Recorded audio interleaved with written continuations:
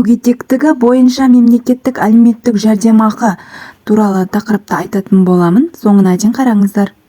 Қазақстанда мүгедектігі бар адамдарға ай сайынғы мемлекеттік көмекке кепілдік беріледі. 2024 жылы Алматы облысында 32.521 адам мүгедектік бойынша жәрдемақы алады.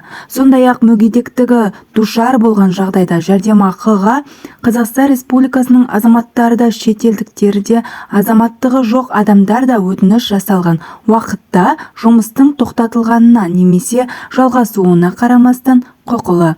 Бір мезгілде әртүрлі мемлекеттік әлеуметтік жәрдемақылар алуға құқығы бар адамдарға олардың таңдауы бойынша бір ғана жәрдемақы тағайындалады.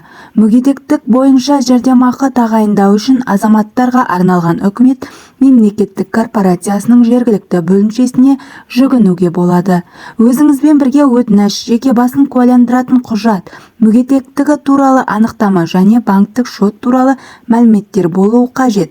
Әртүрлі жағдайларда өтініш берушіден қосымша құжаттар талап етілуі мүмкін. Мүгедектігі бойынша жәрдемақы мөлшері мүгедектік тобына және себебіне, сондай-ақ тиісті қаржы жылына арналған ең төменгі күнкөріс деңгейінің шамасына байланысты болады. 2024 жылғы мүгедектік бойынша жәрдемақы мөлшері: бірінші топ 95.496 теңге, екінші топ 76.397 теңге, үшінші топ 52.089 теңге, 7 жасқа дейінгі мүгедек балаларға 69.886 теңге. Бірінші топтағы 7 жастан 18 жасқа дейінгі мүгедектігі бар балаларға 95.496 теңге. Екінші топтағы 7 жастан 18 жасқа дейінгі мүгедектігі бар балаларға 79.435 теңге. Үшінші топтағы 7 жастағы 18 жасқа дейінгі мүгедектігі бар балаларға 69.886 теңге.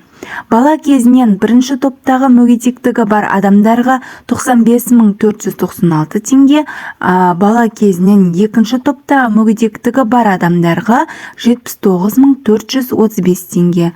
Бала кезінен үшінші топтағы мүгедектігі бар адамдарға 69.886 теңге беріледі.